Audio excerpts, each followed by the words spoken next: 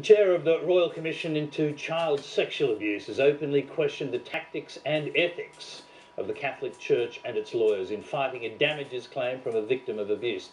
Today, Cardinal Pell's private secretary confirmed that the Cardinal knew about plans to vigorously cross-examine a victim of abuse by a member of the clergy. Lucy Carter reports. Altar boy John Ellis tried to sue the church after being abused by a Sydney priest in the 1970s. Though a church-appointed assessor concluded that Mr Ellis had most likely been abused, when the case came to trial, the church decided to fight him on that. You sat there while your counsel put in issue whether or not Mr Ellis was telling the truth about having been abused. That's the position, isn't it? It is, Your Honour. Mr Ellis ultimately lost his case, with the Supreme Court ruling that the church wasn't an entity that could be sued.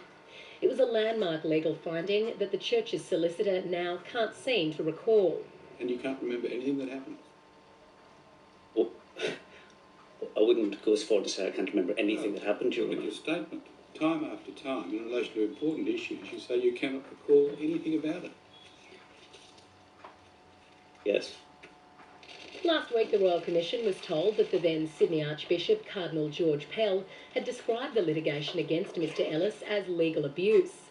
But Cardinal Pell's personal secretary has now confirmed that the Cardinal was the one directing the litigation. I was certainly the principal person conveying instructions to cause. Excuse me. And the instructions you conveyed were the instructions of the Archbishop? Yes. On Monday, Cardinal Pell is expected to front this hearing and answer questions about his involvement in this litigation process. After close to 2 weeks of conflicting evidence about exactly what the Cardinal knew, his testimony is keenly anticipated.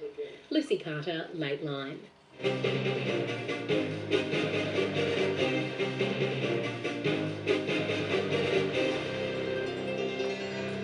Well, it's been slow going for the